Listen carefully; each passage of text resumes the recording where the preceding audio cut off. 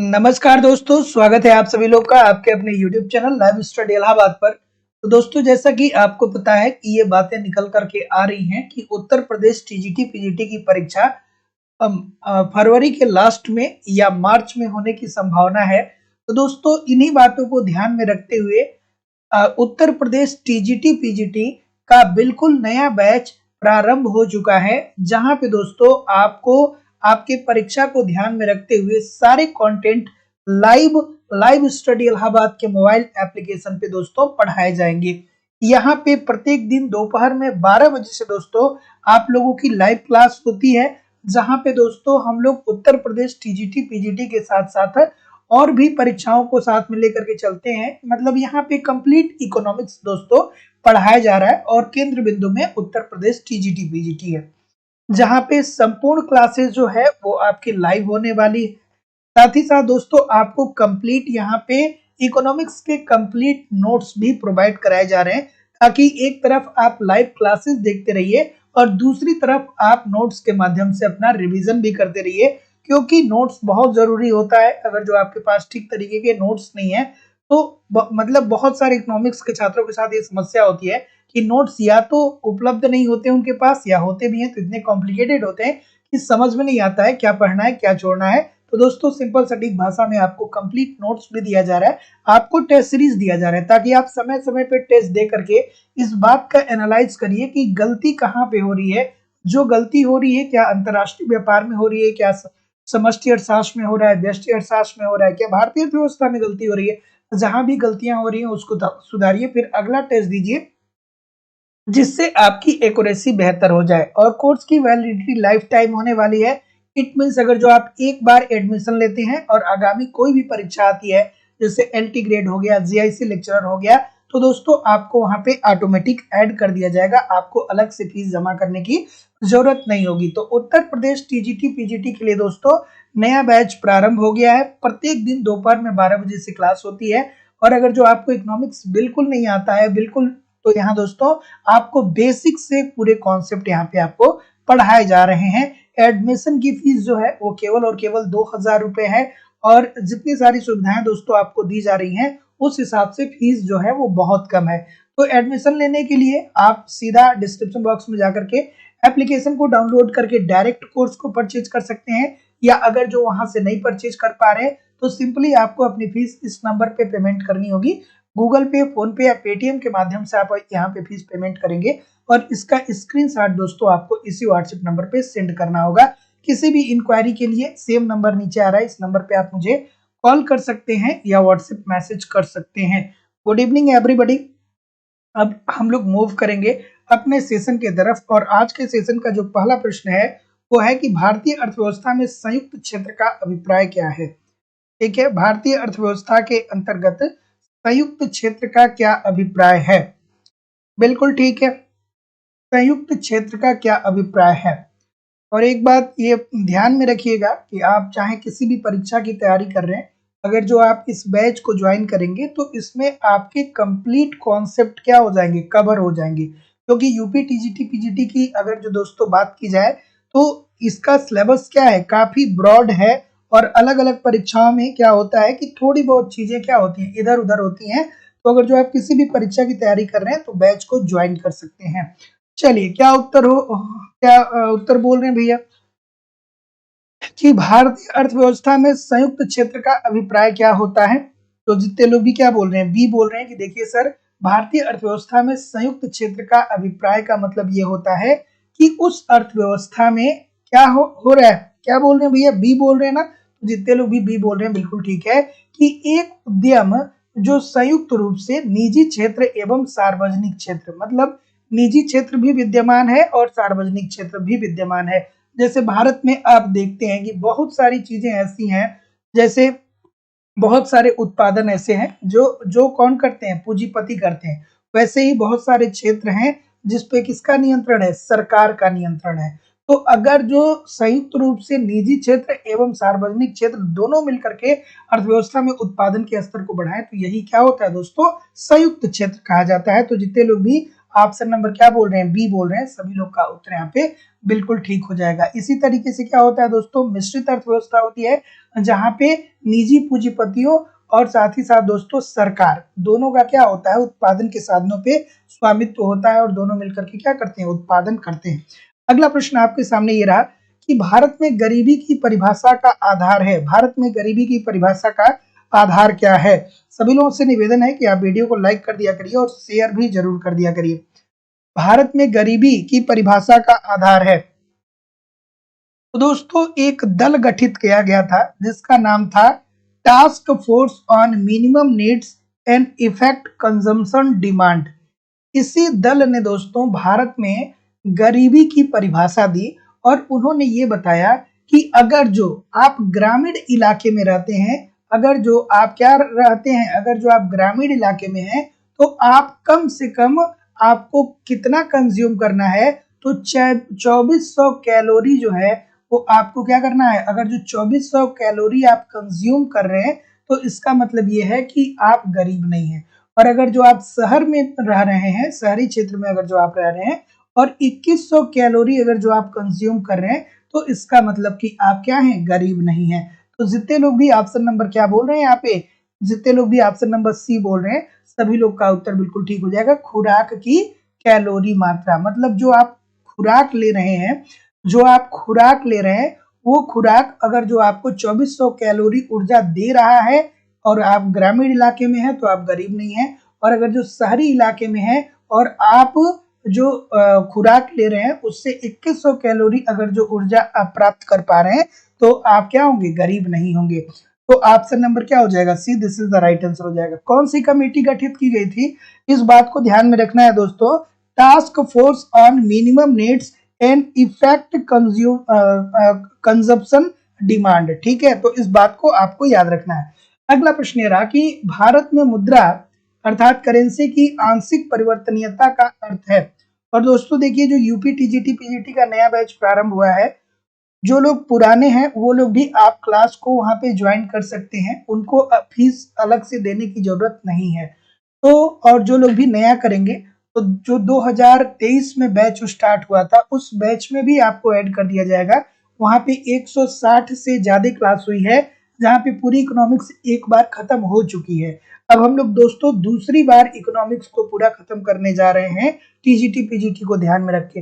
तो आपको पुराने बैच में भी ऐड कर दिया जाएगा और नए बैच में तो आप ऐड रहेंगे ही रहेंगे। तो जो लोग भी एडमिशन लेना चाहते हैं वो ले सकते हैं, वो दोनों बैचेस में ऐड हो जाएंगे, आपको कहीं कोई समस्या नहीं होगी, लाइफ टाइम की वैलिडिटी आपको मिलती है।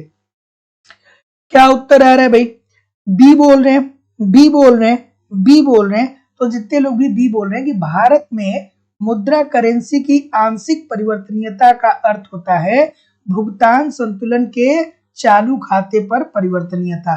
तो जितने लोग भी बी बोल रहे हैं सर, सभी लोग का उत्तर यहाँ पे बिल्कुल ठीक है। तो याद रखिएगा कि भारत में मुद्रा की आंशिक परिवर्तनीयता, मुद्रा की आंशिक परिवर्तनीयता का क्या अर्थ होता है कि भुगतान संतुलन के चालू खाते पर परिवर्तनीयता। तो जितने लोग भी बी बोल रहे हैं सभी लोग का उत्तर ठीक है। अब ऐसे प्रश्नों के लिए देखिए दोस्तों, आपको कॉन्सेप्ट तैयार करना पड़ेगा। बिना कॉन्सेप्ट के दोस्तों सारे प्रश्न ऑब्जेक्टिव क्वेश्चन को सॉल्व करके आप पेपर में नहीं कर पाएंगे। आप 70% 60% तक तो ऑब्जेक्टिव क्वेश्चन को देख करके पेपर हल कर सकते हैं, लेकिन दोस्तों सिलेक्शन के लिए आपको 75 से ज्यादा या 80% से ज्यादा क्वेश्चन सही करने पड़ेंगे। ठीक है, तो ऐसी स्थिति में आपको कॉन्सेप्ट पढ़ना बहुत जरूरी है। अगला प्रश्न आपके सामने ये रहा कि भारत की जनसंख्या के संदर्भ में निम्नलिखित में से कौन सा कथन सत्य है। बिल्कुल ठीक है, कौन सा कथन सत्य है, बिल्कुल ठीक है, बिल्कुल ठीक है, बिल्कुल ठीक है। तो जैसा कि मैं देख पा रहा हूं, क्या उत्तर आ जाएगा, ठीक है। ऑप्शन नंबर कि भारत की जनसंख्या के संदर्भ में निम्नलिखित में से कौन सा कथन सत्य है। तो चलिए देखते हैं कि 1981 से लेकर के 1991 के दशक में जनसंख्या वृद्धि की दर में थोड़ी सी गिरावट आई थी, मतलब जनसंख्या की दर बढ़ी थी लेकिन थोड़ी सी गिरावट आई थी। इसमें कितनी आई थी, 0.05%। इसीलिए इसे जनसंख्या का महान विभाजक वर्ष भी कहा जाता है। इसीलिए इसे क्या बोला जाता है, जनसंख्या का महान विभाजक। मैं सही बोल रहा हूँ? कमेंट करके बताइए भाई, क्या ये बात सही है? ये बात सही है? चलिए कमेंट करके बताइए। बिल्कुल ठीक है। ठीक है। उसके बाद दोस्तों अगर जो हम बात करें तो स्त्री पुरुष अनुपात अर्थात स्त्री प्रति हजार पुरुष धीरे धीरे क्या हो रहे थे, बढ़ रहे थे। क्या ये बात सही है? क्या ये बात सही है? क्या ये बात सही है? थोड़ा ध्यान से देखिएगा सर, गलत नहीं होना चाहिए। थोड़ा ध्यान से देखिएगा, गलत नहीं होना चाहिए, ठीक है? नहीं भैया, स्त्री पुरुष अनुपात में क्या आ रही थी कि गैप बढ़ रहा था। क्या हो रहा था? क्योंकि लोगों को अब इस समय में ये था कि हमको क्या करना है कि हमको लड़का पैदा करना है। लड़की अगर जो किसी के घर में उस टाइम हो जाती थी तो लोग क्या होते थे, निराश हो जाते थे। तो ये बात तो दोस्तों क्या हो जाएगी, बिल्कुल गलत हो जाएगी। उसके बाद भारत की लगभग आधी जनसंख्या अभी भी निरक्षर है। बिल्कुल ठीक है, बिल्कुल उस टाइम थी। और जनसंख्या का घनत्व तो उस टाइम क्या हो रहा था दोस्तों, बढ़ ही रहा था। तो जितने लोग भी ऑप्शन नंबर क्या बोल रहे हैं, सी बोल रहे हैं कि 1, 2 और 4 हो जाएगा। सभी सभी लोग का, जितने लोग भी 1, 2 और 4 बोल रहे हैं, सभी लोग का उत्तर यहाँ पे बिल्कुल 100% ठीक हो जाएगा। Option number D according to the question this is the right answer हो जाएगा। अगला प्रश्न, 1, 3 और 4 होगा ना, सॉरी 1, 3, 4 मतलब सी उत्तर होगा ना, सॉरी 1, 3, 4 मतलब क्या होगा, सी उत्तर हो जाएगा ना। तो जितने लोग भी सी बोल रहे हैं ठीक बोल रहे हैं। अगला,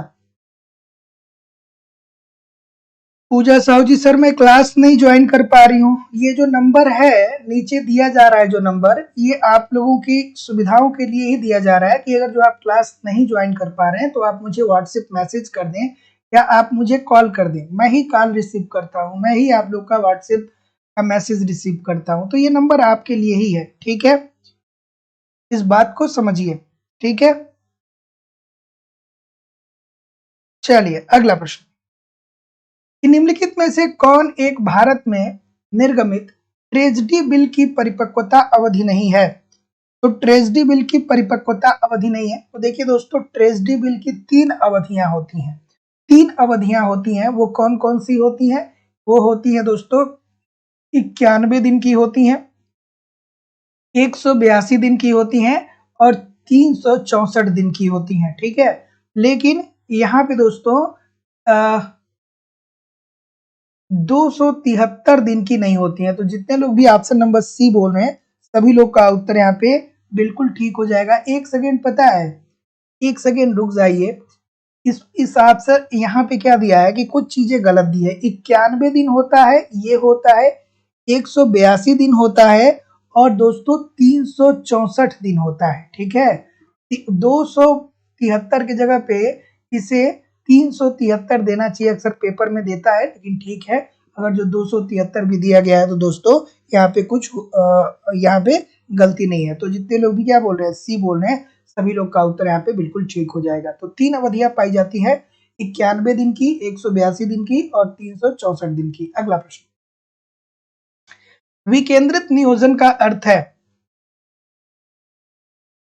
विकेंद्रित नियोजन का अर्थ क्या होता है? विकेंद्रित नियोजन का अर्थ क्या होता है? विकेंद्रित नियोजन का अर्थ क्या होता है भाई? बिल्कुल ठीक है, विकेंद्रित नियोजन का अर्थ होता है, सभी लोगों से निवेदन है कि आप वीडियो को लाइक और शेयर भी जरूर कर दिया करिए। विकेंद्रित नियोजन का क्या अर्थ होता है? तो जैसा कि मैं देख पा रहा हूं, क्या उत्तर आ रहा है? बिल्कुल ठीक है, बिल्कुल ठीक है। तो देखिए दोस्तों, विकेंद्रित नियोजन का अर्थ होता है कि जो प्रशासन का निम्नतर स्तर है, अर्थात जो जिला है, जिला में कोई योजना बनाई जाएगी, ठीक है?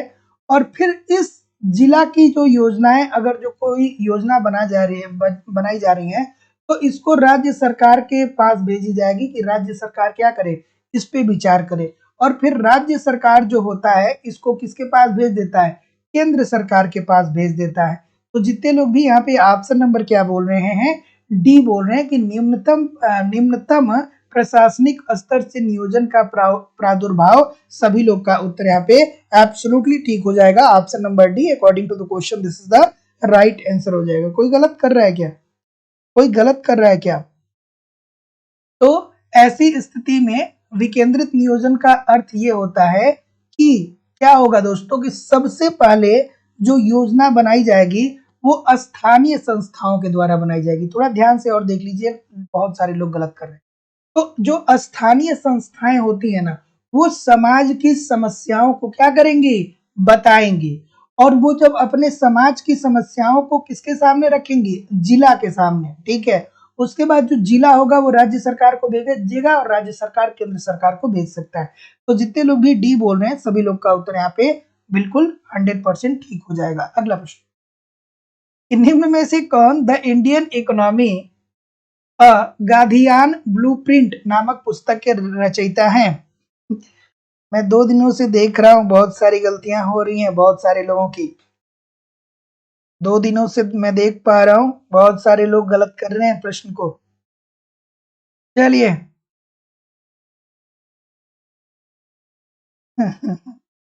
क्या उत्तर हो जाएगा? हाँ, इसे नीचे से ऊपर की ओर नियोजन के नाम से भी जाना जाता है। बिल्कुल ठीक है, फरीना लतीफ जी बता रहे हैं। चलिए, कि निम्न में कौन दी इंडियन इकोनॉमी अ गांधीयान ब्लूप्रिंट नामक पुस्तक के रचयिता है? अब देखिए, आप पढ़ते रहिए इकोनॉमिक्स, आप पढ़ते रहिए, प्रैक्टिस नहीं करेंगे तो ऐसे प्रश्न आपको समझ ही नहीं आएंगे कि ये कहाँ से किस किस जगह से ये प्रश्न पूछ लिया। लेकिन ये प्रश्न पूछे जाते हैं, इसीलिए मैं बोलता हूँ कि देखिए, जितना जरूरी कॉन्सेप्ट पढ़ना है उतना ही जरूरी प्रैक्टिस करना, या जितना जरूरी प्रैक्टिस करना है उतना ही जरूरी कॉन्सेप्ट पढ़ना है। दोनों इक्वली इंपॉर्टेंट है। अब इसको आप कहीं भी देख लीजिए, केवल कॉन्सेप्ट की क्लास में किसी के भी देख लीजिए, चाहे कहीं भी आप किसी भी पुस्तक में देख लीजिए, आपको नहीं मिलने वाला है। तो जितने लोग भी ऑप्शन नंबर बी बोल रहे हैं सभी लोग का उत्तर ठीक है। तो याद रखिएगा, दी इंडियन इकोनॉमी अ गांधीयान ब्लूप्रिंट नामक पुस्तक के जो रचयिता हैं वो है चौधरी चरण सिंह। तो option number B according to the question this is the right answer हो जाएगा। और यही आपके पेपर में ऑप्शन नंबर ई दे देगा महात्मा गांधी, अगर जो तो आप कहेंगे महात्मा गांधी ही होंगे। दिया है क्या? कहीं पे नहीं दिया गया। जितने लोग भी बी बोल रहे हैं ठीक बोल रहे हैं। अगला, कि राज्यों को तदर्थ अनुदान हेतु गाडगिल फार्मूले के अंतर्गत सर्वाधिक महत्व दिया गया। देखिए दोस्तों, एग्जाम की यही सच्चाई है ना। जैसे बहुत सारे लोग को लगता है कि हम मांग की लोच को पढ़ते हुए मांग के नियम को पढ़ लेंगे, फिर उपभोक्ता के व्यवहार को पढ़ लेंगे, और उसके बाद समष्टि और व्यष्टि के सभी कॉन्सेप्ट को पढ़ते हुए अंतरराष्ट्रीय व्यापार को पढ़ लेंगे, इंडियन इकोनॉमी को पढ़ लेंगे, मुद्रा बैंकिंग को पढ़ लेंगे, हमारा काम खत्म हो जाएगा। लेकिन बीच बीच में बहुत सारे ऐसे प्रश्न भी होते हैं ना कि जिनका कोई तालमेल ही आपको नहीं मिल पाता है कि भैया ये कहाँ से आ गया। तो ऐसे प्रश्नों के लिए रोज प्रैक्टिस करने की जरूरत है। ईच एंड एवरी डे क्या करना पड़ेगा? प्रैक्टिस करना पड़ेगा। क्या उत्तर हो जाएगा कि राज्यों को तदर्थ अनुदान हेतु गाडगिल फार्मूले के अंतर्गत सर्वाधिक महत्व दिया गया। तो क्या बोल रहे हैं? बिल्कुल ठीक है, बिल्कुल ठीक है, बिल्कुल ठीक है, बिल्कुल ठीक है। तो गाडगिल फार्मूला किससे संबंधित है भैया? ये जनसंख्या से संबंधित है। तो जितने लोग भी ए बोल रहे हैं सभी लोग का उत्तर यहाँ पे बिल्कुल ठीक है। तो गाडगिल फार्मूले के अंतर्गत दोस्तों जनसंख्या को 60% महत्व दिया गया। जनसंख्या को कितना महत्व दिया गया? 60% दिया गया। इसके बाद कर, सिंचाई, ऊर्जा और परियोजना से संबंधित जो भी समस्याएं हैं उस पे उसको कितना महत्व दिया गया? 10-10% महत्व दिया गया। तो राज्यों को तदर्थ अनुदान हेतु जो गाडगिल फार्मूला आया उसने क्या किया? सबसे ज्यादा महत्व किसको दिया? जनसंख्या पर दिया। तो जितने लोग भी ये बोल रहे हैं सभी लोग का उत्तर यहाँ पे बिल्कुल ठीक हो जाएगा। अगला, राष्ट्रीय आय का सामान्य रूप से अर्थ है। राष्ट्रीय आय का सामान्य रूप से क्या अर्थ है भाई? राष्ट्रीय आय का सामान्य रूप से अर्थ है, सर बिहार टीजीटी का पेपर करा दीजिए। अरे भाई बहुत आसान था। बिहार से जितने भी बच्चे मुझे कॉल किए, कहे सर आपने जो करवाया वही मिला।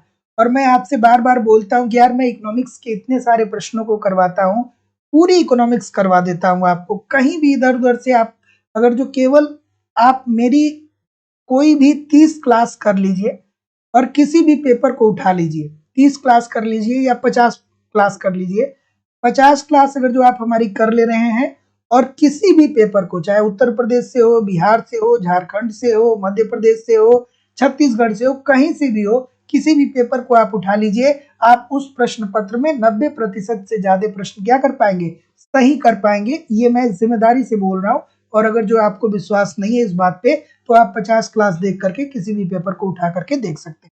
चलिए, क्या उत्तर आ रहा है भाई कि राष्ट्रीय आय का सामान्य रूप से क्या अर्थ होता है? तो जैसा कि मैं देख पा रहा हूं, आप क्या बोल रहे हैं, डी बोल रहे हैं, डी बोल रहे हैं। तो राष्ट्रीय आय का सामान्य रूप से अर्थ क्या होता है? साधन लागत पर शुद्ध राष्ट्रीय उत्पाद। और राष्ट्रीय आय क्या होता है भैया? राष्ट्रीय आय क्या होता है?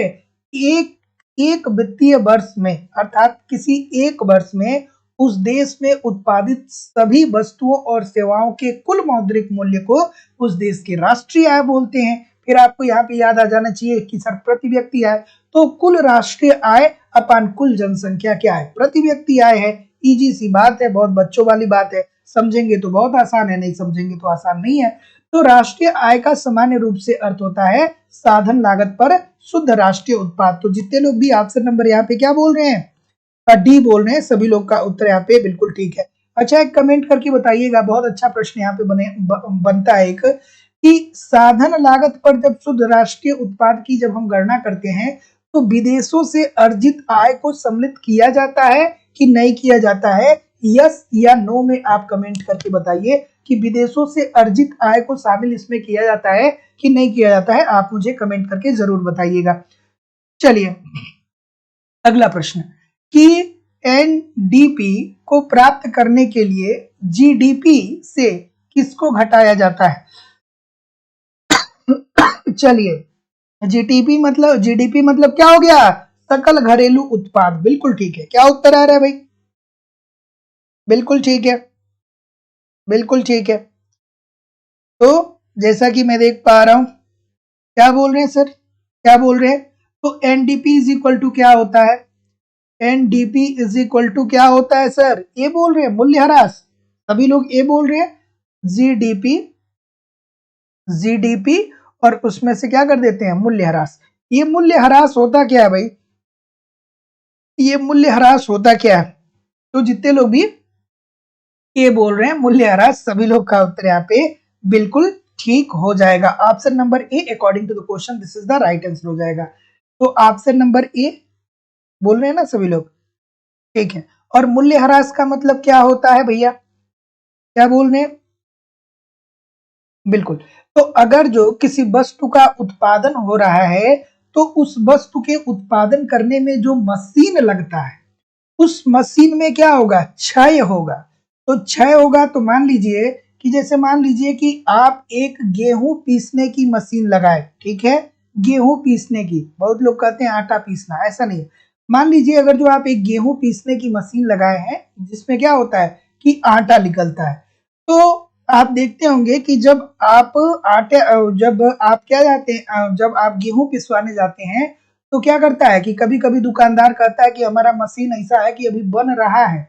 तो मान लीजिए कि गेहूं पीसने वाला अगर जो कोई एक दुकानदार है और वो साल भर में 100 रुपए कमा रहा है, एग्जाम्पल के लिए मान लीजिए 100 रुपए कमा रहा है, और उसमें क्या हो रहा है, मशीन में टूट फूट आ जा रही है, तो 100 रुपए में वो 20 रुपए लगा दे रहा है टूट फूट मेंटेन करने पे। तो ऐसी स्थिति में उसकी शुद्ध आय कितनी हो गई? उसकी शुद्ध आय जो होगी वो 80 रुपए होगी। तो यही दोस्तों मूल्यह्रास होता है। तो जितने लोग भी ऑप्शन नंबर क्या बोल रहे हैं, ये बोल रहे हैं, सभी लोग का उत्तर यहाँ पे बिल्कुल ठीक हो जाएगा। अगला प्रश्न, उदासीन बकर एक दूसरे को नहीं काटते हैं, क्यों नहीं काटते हैं भाई? उदासीन बकर एक दूसरे को क्यों नहीं काटते हैं?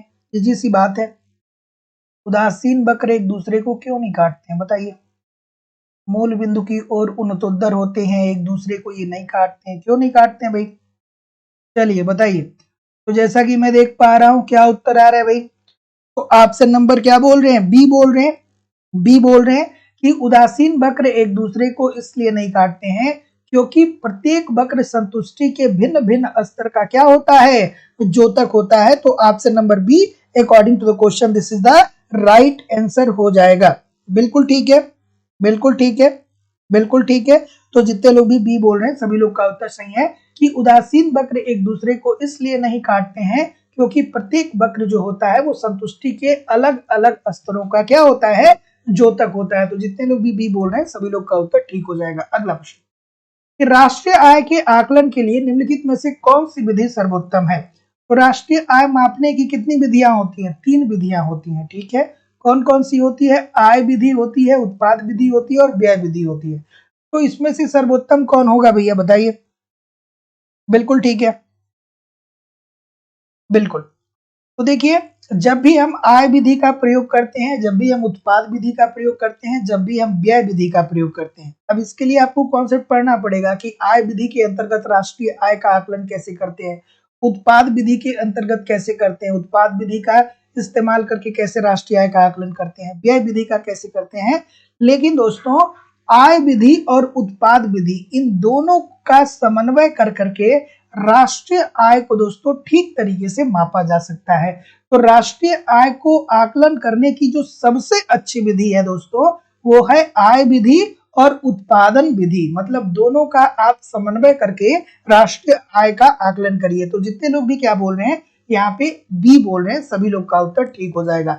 अगला प्रश्न, जब दो वस्तुओं के बीच मांग की आड़ी लोच शून्य होती है तब वे वस्तुएं होती हैं। इतना आसान है ये सब, इतना आसान है, इकोनॉमिक्स इतना आसान है, बस थोड़ा सा दिमाग लगा लीजिए। इकोनॉमिक्स बहुत आसान है ना, क्योंकि जो चीजें एक बार पढ़ लेंगे ना उसी से घुमा फिरा के चीजें पूछी जाती। अब ये प्रश्न देखिए, जो थोड़ा सा जानकार होगा इकोनॉमिक्स का वो कहेगा सर क्या बच्चों वाला प्रश्न ला दिए। अब जिसको नहीं पता होगा वो सोचेगा ये आड़ी लोच क्या होता है भैया, मांग की आड़ी लोच क्या होता है ना। इकोनॉमिक्स डराता है, इकोनॉमिक्स बस डराता है, इकोनॉमिक्स में कुछ है नहीं। इकोनॉमिक्स में यूज होता है मुद्रास्फीति, जिसे हम और आप कहते हैं महंगाई, ठीक है, रेपो रेट, ठीक है, रिवर्स रेपो रेट, ये है कुछ नहीं, एक लाइन की बात है, ठीक है। मांग की आड़ी लोच एक लाइन की बात है, ये सब बस एक लाइन की बात है। एक बार समझ जाएंगे तो पूरी जिंदगी आपको कहीं पे कोई समस्या नहीं होने वाली है, लेकिन समझने वाला सब्जेक्ट है। चलिए क्या उत्तर हो जाएगा।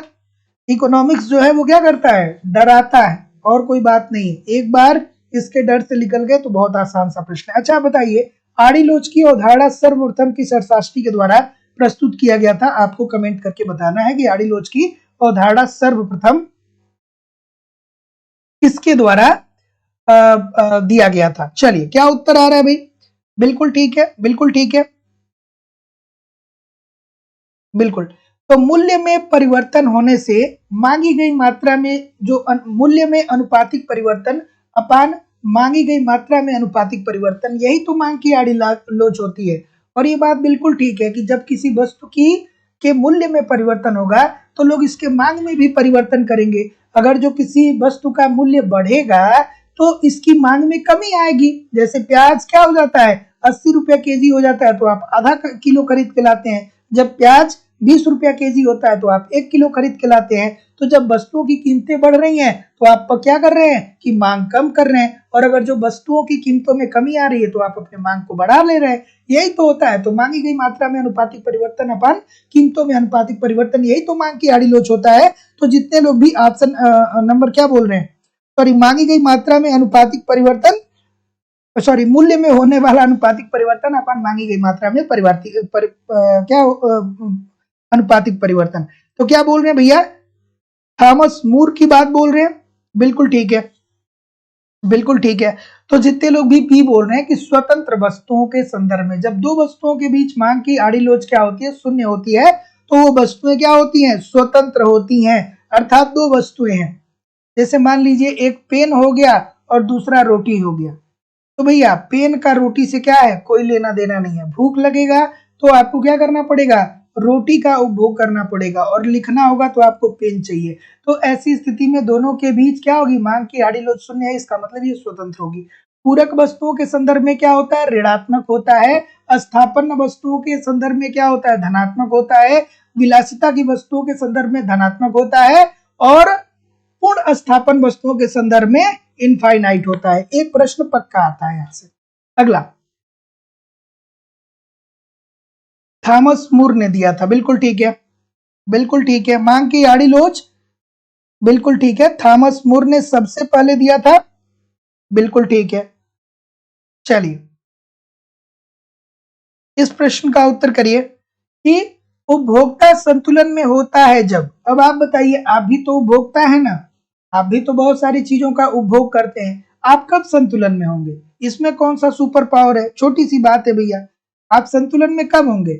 जब अगर जो आपको 100 रुपए मिल जाएगा, मान लीजिए 100 रुपए आपको मिल गया, तो उस 100 रुपए से आप जब मैक्सिमम संतुष्टि प्राप्त कर लेंगे, तभी तो आपको क्या होगा कि तभी तो आप संतुलन में होंगे। तो जितने लोग भी क्या बोल रहे हैं कि डी बोल रहे हैं कि दी हुई आय और कीमत पर उसको अधिकतम उपयोगिता अगर जो प्राप्त हो जाए तो उपभोक्ता क्या हो जाएगा? संतुलन की स्थिति में हो जाएगा। और हम सभी लोग संतुलन की अवस्था को ही तो ढूंढते हैं। जितना पैसा होता है उसी के अनुसार हम उस पैसे को खर्च करके क्या करते हैं?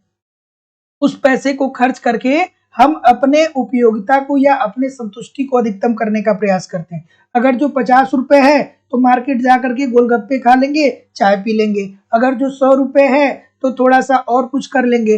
500 रुपए है तो रेस्टोरेंट चले जाएंगे। 1000 रुपए है तो रेस्टोरेंट चले जाएंगे और मूवी भी देख लेंगे। तो ऐसी स्थिति में आपको ये सारी चीजें क्या दे, अलग अलग कीमत स्तर पे अलग अलग संतुष्टि आपको दे रही है। तो जितने लोग भी डी बोल रहे हैं बिल्कुल ठीक बोल रहे हैं। अगला, निम्नलिखित में से कौन सा विकुंचित मांग वक्र के लिए सत्य नहीं है? इजी सी बात है। विकुंचित मांग वक्र की अवधारणा किसने दिया था? पाल स्वीजी साहब ने दिया था। किसने दिया था? पाल स्वीजी ने दिया था। क्या कहा था भैया? पाल स्वीजी साहब ने दिया था। कौन सा वक्र दिया था? ये वाला दिया था। ऊपर वाले वक्र को क्या बताया था? लोचदार बताया था। नीचे वाले वक्र को क्या बताया था? बेलोचदार बताया था। ठीक है, बेलोचदार बताया था। चलिए बताइए, तो क्या उत्तर आ रहा है भाई? बिल्कुल ठीक है। जितने भी महानुभाव डी बोल रहे हैं, हाँ कुछ लोग सी भी बोल रहे हैं। कंसंट्रेशन कहाँ है सर? ये नहीं पूछ रहा है। मैं बार बार बोलता हूं कि परीक्षा में बैठिएगा तो ये देखिएगा। देखिए, 2-3 महानुभाव ऐसे हैं जो सी भी बोल रहे हैं। बहुत अच्छी बात है। ये नहीं पढ़ रहे हैं तो कैसे होगा सिलेक्शन? नहीं को पढ़ना पड़ेगा तभी सिलेक्शन होगा। देखिए, विकुंचित मांग वक्र की अवधारणा अल्पाधिकार के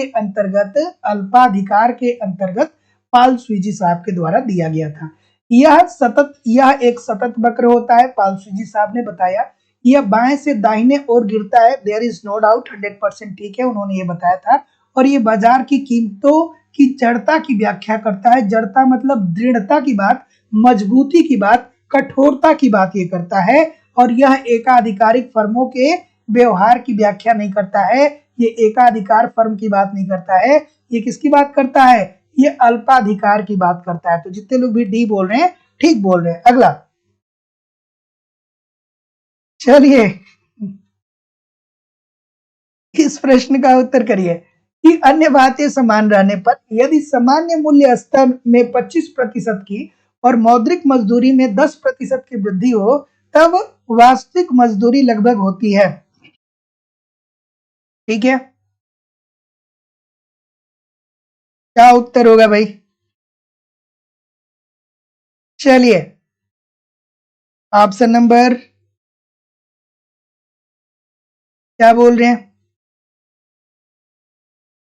बिल्कुल ठीक है। तो जितने लोग भी क्या बोल रहे हैं? बी बोल रहे हैं। और कोई ये प्रश्न देखिए बहुत आसान है, क्योंकि अगर जो आपको वास्तविक मजदूरी का फार्मूला पढ़ता होगा तो आप इस प्रश्न को बड़े आराम से कर पाएंगे। वास्तविक मजदूरी जो होती है वो किसके बराबर होती है? वास्तविक मजदूरी जो होती है वो होती है मूल्य स्तर और उसमें से क्या घटा देते हैं? उसमें से घटा देते हैं मौद्रिक मजदूरी को। मौद्रिक मजदूरी को घटा देते हैं। और अगर जो ये फॉर्मूला पता होगा तो आप इस प्रश्न को बड़े आराम से कर पाएंगे। तो मूल्य स्तर कितना दिया गया है? यहाँ पे मूल्य स्तर जो दिया गया है ये देखिए, मूल्य स्तर 25 दिया गया है और वास्तविक मौद्रिक मजदूरी कितनी दी गई है? 10 दी गई है। तो 25 में से 10 घटाएंगे तो कितना आ जाएगा? 15% आ जाएगा। तो जितने भी महानुभाव क्या बोल रहे हैं? डी बोल रहे हैं। सभी लोग का उत्तर यहाँ पे बिल्कुल ठीक हो जाएगा। Option number D, according to the question, this is the right answer हो जाएगा। बुरी मुद्रा अच्छी मुद्रा को प्रचलन से बाहर कर देती है। बताइए कितना आसान सा प्रश्न है। बुरी मुद्रा अच्छी मुद्रा को प्रचलन से बाहर कर देती है। जैसे 2 10 रुपए का नोट है, याद रखने के लिए 2 10 रुपए का नोट है, एक थोड़ी सी करेंसी है, एक थोड़ी सी ज्यादा रफ है, तो आप रफ वाली जो नोट होगी वो क्या करेंगे, सबसे पहले मार्केट में डालेंगे। ठीक है, सबसे पहले 10 रुपए की उस नोट से कुछ ना कुछ खरीद लेंगे। ठीक है, कहेंगे यार यार ये फटा है, कुछ खरीद लो। ठीक है, तो बुरी मुद्रा जो होती है वो अच्छी मुद्रा को प्रचलन से बाहर कर देती है। क्या उत्तर हो रहा है भाई? बिल्कुल ठीक है। ये किसका नियम है? ये ग्रेसम साहब का नियम है। तो ग्रेसम साहब बताते हैं कि जो बुरी मुद्रा होती है वो अच्छी मुद्रा को प्रचलन से बाहर कर देती है। तो option number D according to the question this is the right answer हो जाएगा। अगला प्रश्न, कि मुद्रा के परिमाण सिद्धांत का कैम्ब्रिज दृष्टिकोण मुद्रा के निम्न कार्य पर अधिक बल देता है। किस कार्य पे अधिक बल देता है भाई? चलिए ठीक है, आज मैं थोड़ा सा वैसे भी थका थका लग रहा हूँ, है ना? लग रहा हूँ कि नहीं लग रहा हूँ? जैसे हम लोग दोस्तों पूरे सप्ताह भर बहुत काम करते हैं। ठीक है, पूरी सप्ताह भर क्या होता है कि बहुत ज्यादा कार्य करना पड़ता है। तो जिस दिन सैटरडे होता है ना, उस दिन इस बात की आस होती है कि कल है संडे, और संडे को क्या होगा कि बड़े आराम से शांति से आदमी रहेगा, संडे को थोड़ा सा रेस्ट मिल जाएगा। तो सैटरडे के शाम को जब मैं थोड़ा बहुत क्लास लेता हूँ तो वो आलसपन आ ही जाता है। चलिए इस प्रश्न का उत्तर करिए। ठीक है,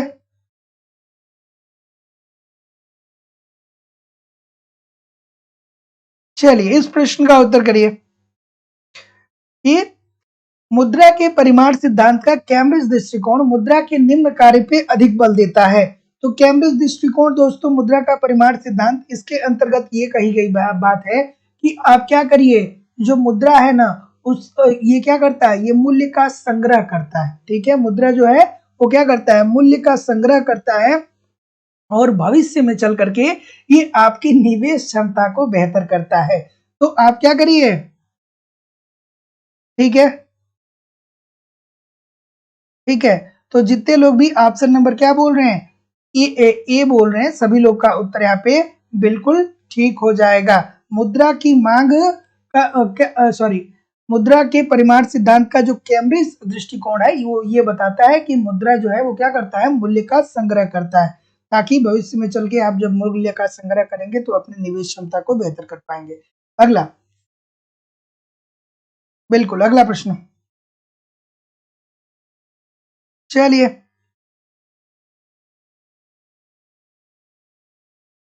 चलिए, कि जब केंद्रीय बैंक खुले बाजार में प्रतिभूतियों को बेचता है तो इससे क्या हो जाएगा? क्या होगा भाई? चलिए, जब केंद्रीय बैंक खुले बाजार में प्रतिभूतियों को बेचता है तो इससे क्या संभव होगा? ऑप्शन नंबर, ऑप्शन नंबर क्या बोल रहे हैं? बिल्कुल ठीक है, ठीक है, सी बोल रहे हैं, सी बोल रहे हैं, बिल्कुल ठीक है भैया। केंद्रीय बैंक अगर जो खुले बाजार में प्रतिभूतियों को बेचेगा तो ऐसी स्थिति में जो मुद्रा का प्रवाह होगा वो किसकी तरफ चला जाएगा, वो केंद्रीय बैंक के पास चला जाएगा।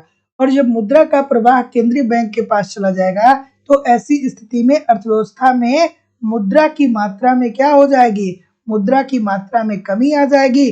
और जब मुद्रा की मात्रा में कमी आएगी इट मीन्स की मुद्रा की पूर्ति में संकुचन हो रहा है, लोगों के पास मुद्रा कम हो रहा है। और जब मुद्रा कम होगा, लोगों के पास पैसा होगा ही नहीं, तो लोग मुद्रा की मांग ज्यादा करेंगे। तो ऐसी स्थिति में लोग ऋण की भी मांग क्या करेंगे, ज्यादा करेंगे। तो जब ऋण की मांग ज्यादा होगी तो जाहिर सी बात है कि जब ऋण लोग ज्यादा मांगेंगे तो ब्याज का स्तर भी क्या हो जाएगा दोस्तों, बढ़ जाएगा। तो ब्याज की दर में भी क्या आ जाएगी, वृद्धि आ जाएगी। तो जितने लोग भी ऑप्शन नंबर क्या बोल रहे हैं, सी बोल रहे हैं, सभी लोग का उत्तर यहाँ पे बिल्कुल ठीक हो जाएगा। बिल्कुल ठीक है, बिल्कुल ठीक है। तो जितने लोग भी सी बोल रहे हैं ठीक है, बात समझ में आ रही है ना कि ये बात क्या हो रही है। केंद्रीय बैंक अगर जो खुले बाजार में प्रतिभूतियों को बेच रहा है तो इसका मतलब ये है कि जो मुद्रा का प्रवाह है वो केंद्रीय बैंक की तरफ जा रहा है। तो जब मुद्रा का प्रवाह केंद्रीय बैंक की तरफ जा रहा है व्यापारिक बैंकों के माध्यम से, तो ऐसी स्थिति में अर्थव्यवस्था में मुद्रा की पूर्ति क्या होगी, कम होगी, और जब अर्थव्यवस्था में मुद्रा कम होगा तो भैया पैसा सभी को चाहिए, और जब पैसा सभी को चाहिए तो ऋण सभी लोग मांगेंगे, और जब ऋण सभी लोग मांगेंगे तो ब्याज की दर क्या हो जाएगी, बढ़ जाएगी ही जाएगी। इजी सी बात है। अगला, गुणक का संबंध। गुणक का संबंध किससे है भाई? गुणक का संबंध है, गुणक का संबंध किससे होता है? गुणक की अवधारणा, बार बार बताता हूं, गुणक और त्वरक से एक प्रश्न आपके पेपर में पक्का पूछेगा। गुणक की सर्वप्रथम अवधारणा रोजगार गुणक के रूप में किसने दिया था? रोजगार गुणक के रूप में किसने दिया था? आर.एफ. काहन साहब ने दिया था। और गुणक को विकसित करने का श्रेय किसको जाता है? तो निवेश गुणक के रूप में विकसित करने का जो श्रेय जाता है वो किसको जाता है? वो जाता है दोस्तों किन्स को। वो किसको जाता है? किन्स को जाता है।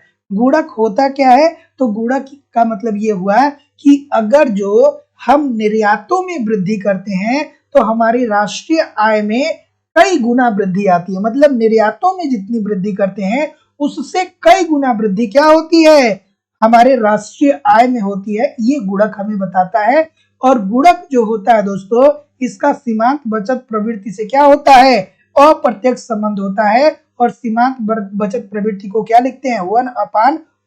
1/MPS के रूप में लिखते हैं। MPS क्या है? सीमांत बचत प्रवृत्ति है। तो गुणक का किससे संबंध होता है? सीमांत बचत प्रवृत्ति से उल्टा संबंध होता है। तो जितने लोग भी ऑप्शन नंबर क्या बोल रहे हैं? ए बोल रहे हैं, सभी लोग का उत्तर यहाँ पे बिल्कुल ठीक हो जाएगा। और त्वरक की अवधारणा, त्वरक की अवधारणा सर्वप्रथम किसने दिया था? किसने दिया था? अफ्तेलियन ने दिया था। विकसित किसने किया था? जेबी क्लार्क ने किया था। बहुत अच्छी बात है। अगला प्रश्न, कि केन्स जिस मुद्रास्फीति से अधिक चिंतित थे वे कौन सा था? केन्स साहब किस प्रकार, देखिए मुद्रास्फीति दो प्रकार की होती है। एक मुद्रास्फीति क्या होती है? एक होती है दोस्तों मांग जन्य मुद्रास्फीति, मांग जन्य मुद्रास्फीति, मांग जन्य मुद्रास्फीति। और दूसरा क्या होता है? दूसरा होता है दोस्तों लागत जन्य मुद्रास्फीति।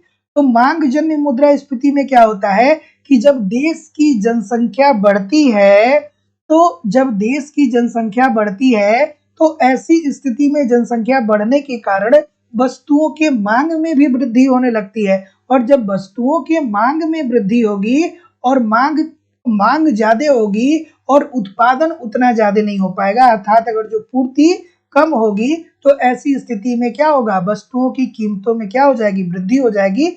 और वस्तुओं की कीमतों में वृद्धि होना ही महंगाई कहलाती है। और इसी महंगाई को हम अर्थशास्त्र में क्या बोलते हैं? मुद्रास्फीति बोलते हैं। तो ये जो किन्स साहब थे ना, वो मांग जन्य मुद्रास्फीति से क्या थे दोस्तों? सबसे ज्यादा प्रभावित थे और सबसे ज्यादा प्रेरित थे मांग जन्य मुद्रास्फीति।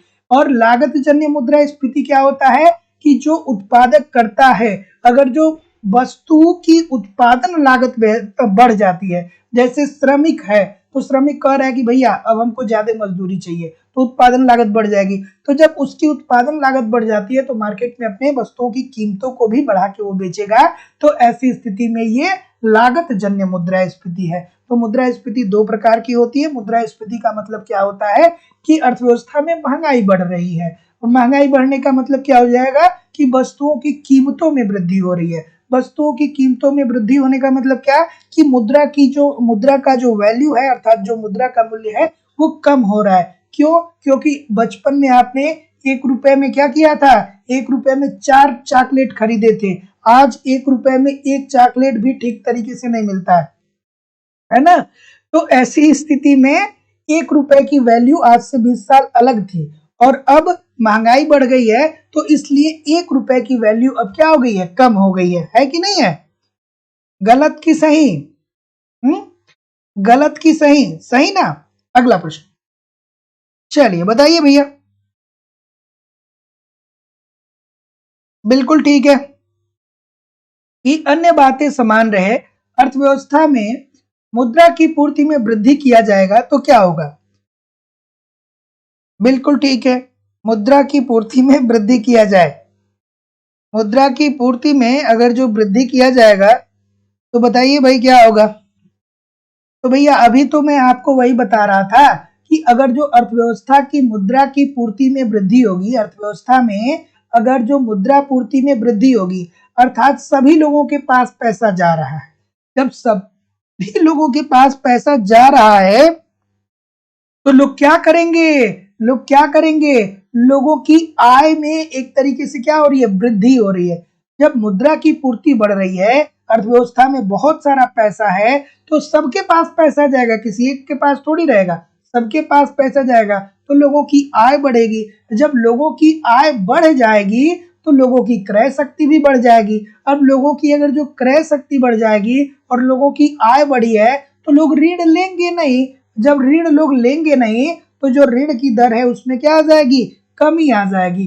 तो ऐसी स्थिति में ब्याज दर क्या हो जाएगा? कम हो जाएगा। तो जब आय आपका ज्यादा हो जाएगा तो आप ऋण लेंगे नहीं, तो जब ऋण लोग कम लेंगे तो ब्याज की दर क्या हो जाएगी? कम हो जाएगी। तो अगर जो अर्थव्यवस्था में मुद्रा की पूर्ति बढ़ेगी तो आपका आय भी बढ़ेगा और ब्याज की दर नीची हो जाएगी। क्यों हो जाएगी? क्योंकि जब आपके पास पैसा रहेगा तो आप ऋण लेने क्यों जाएंगे, और जब कम लोग ऋण लेंगे तो ब्याज की दर नीची रहेगी। और वहीं दूसरी तरफ अगर जो अर्थव्यवस्था में मुद्रा की पूर्ति कम हो रही है, अर्थव्यवस्था में मुद्रा कम हो रहा है, अब लोगों के पास पैसा नहीं है तो लोग ऋण लेने जाएंगे, तो जब वो ऋण लेने जाएंगे तो ब्याज की दर क्या हो जाएगी? बढ़ जाएगी। तो अगर जो मुद्रा की पूर्ति बढ़ रही है तो आय बढ़ेगा और ब्याज दर कम होगा। अगर जो मुद्रा की पूर्ति घट रही है तो आय कम होगा और ब्याज दर बढ़ जाएगा। तो जितने लोग भी सी बोल रहे हैं ठीक बोल रहे हैं। अगला अगला इस प्रश्न का उत्तर करिए कि निम्नलिखित में से जैकब वाइनर का नाम किससे जुड़ा है? और दोस्तों उत्तर प्रदेश टीजीटी पीजीटी के लिए लाइव स्टडी इलाहाबाद के मोबाइल एप्लीकेशन पे दोपहर में 12 बजे से नया बैच प्रारंभ हो गया है। यहाँ पे दोस्तों फरवरी या मार्च में आप लोगों की परीक्षा होने की अभी संभावना दिख रही है। उससे पहले पहले दोस्तों इकोनॉमिक्स के सारे कॉन्सेप्ट सिंपल, सटीक और साधारण भाषा में एप्लीकेशन पे रोज ईच एंड एवरी डे 12 बजे से आपकी लाइव क्लास होने वाली है। इकोनॉमिक्स की क्लास जो वहां पे मैं ही लेता हूं, आपको कंप्लीट वहां पे नोट्स दिए जा रहे हैं। अगर जो आपके इकोनॉमिक्स बहुत कमजोर है दोस्तों, बिल्कुल बेसिक से नहीं आता है, तो भी आपको सारी चीजें बेसिक से वहां पे पढ़ाई जा रही हैं। कंप्लीट कॉन्सेप्ट आपको वहां पे पढ़ाया जा रहा है, साथ ही साथ कंप्लीट आपको नोट्स दिया जा रहा है, टेस्ट सीरीज दिया जा रहा है, प्रीवियस ईयर के क्वेश्चन पेपर और करंट। समय समय पे मैं संडे संडे को एक्स्ट्रा एक्टिविटी भी आपको वहां पे मतलब एक्स्ट्रा एक्टिविटी के तहत इकोनॉमिक्स को क्या किया जाएगा? तैयार किया जाएगा, ताकि आप क्या हो सके और भी अपने आप को बेहतर महसूस कर सकें। तो दोस्तों ये एक टारगेट बैच है जिसके अंतर्गत 100 दिन के अंदर अंदर आपका कंप्लीट कोर्स खत्म हो जाएगा। और जिन लोगों ने भी अभी तक क्लास नहीं ज्वाइन किया है वो ज्वाइन कर लीजिए। पुराने बैच में भी आपको ऐड कर दिया जाएगा, अर्थात 160 क्लास से ऊपर वहां पे हुआ है तो वो भी क्लास आपको मिल जाएगी, और जो नया बैच स्टार्ट हुआ है यहाँ भी आपको ऐड कर दिया जाएगा। तो सुचारू रूप से आप क्लास नंबर 1 से लेकर के सारी क्लासेस को देख सकते हैं। एडमिशन की फीस केवल और केवल दोस्तों 2000 रुपए रखी गई है, लाइफ टाइम की वैलिडिटी है। इट मीन अगर जो एलटी ग्रेड, जीआईसी लेक्चरर और अन्य कोई भी परीक्षा आती है, किसी भी आप स्टेट के बिलोंग करते हैं, वहां पे कोई भी वैकेंसी आती है, तो जब नया बैच शुरू होगा तो आपको ऑटोमेटिक वहां पे ऐड कर दिया जाएगा। आपको फीस पेमेंट करनी होगी इस नंबर पे, गूगल पे, फोन पे या पेटीएम के माध्यम से, और उसका स्क्रीनशॉट आपको इसी व्हाट्सएप नंबर पे सेंड करना पड़ेगा। किसी भी इंक्वायरी के लिए नीचे दिए गए नंबर पे कॉल या व्हाट्सएप मैसेज कर सकते हैं। तो जितने लोग भी क्या बोल रहे हैं भाई, क्या उत्तर आ रहा है कि निम्नलिखित में से कौन जैकब वाइनर के नाम से संबंधित है? तो ऑप्शन नंबर बी बोल रहे हैं कि व्यापार की एकल साधन शर्तें। सभी लोग का उत्तर यहाँ पे बिल्कुल ठीक हो जाएगा कि वाइनर का नाम जो जुड़ा हुआ है व्यापार की एकल साधन शर्तों से जुड़ा हुआ है, और इसकी गणना के लिए व्यापार की वस्तु शर्तों के सूचक को घरेलू निर्यात उद्योगों में उत्पादकता परिवर्तनों के सूचक से क्या कर दिया जाता है? गुणा कर दिया जाता है। तो जितने लोग भी बी बोल रहे हैं ठीक बोल रहे हैं। अगला, निम्नलिखित में से कौन सा युग्म सही सुमेलित है? चलिए चलिए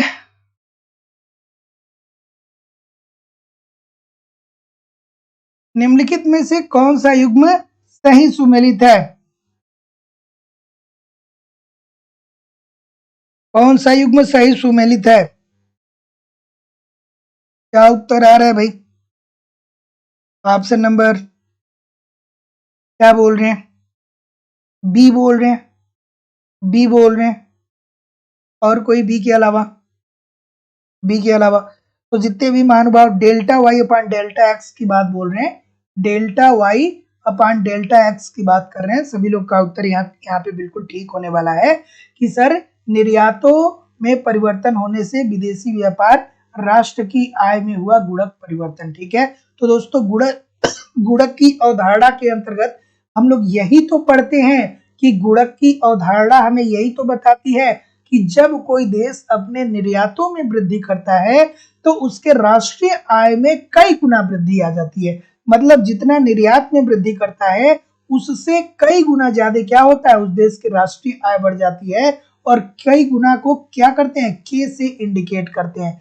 तो जितने लोग भी ऑप्शन नंबर बी बोल रहे हैं ठीक बोल रहे हैं। अगला, निम्नलिखित में से कौन सा देश क्षेत्रीय सहयोग के दक्षिण एशियन संगठन सार्क का सदस्य नहीं है?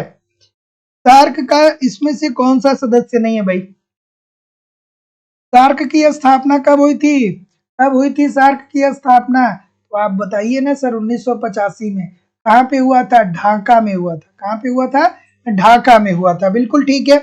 इसका मुख्यालय कहां पे है? सार्क का मुख्यालय कहां पे है? कहिए कि सर जी काठमांडू नेपाल में। ठीक है, काठमांडू नेपाल में। ऑप्शन में काठमांडू ही दिया जाता। ठीक है, चलिए। और सार्क क्या है भाई?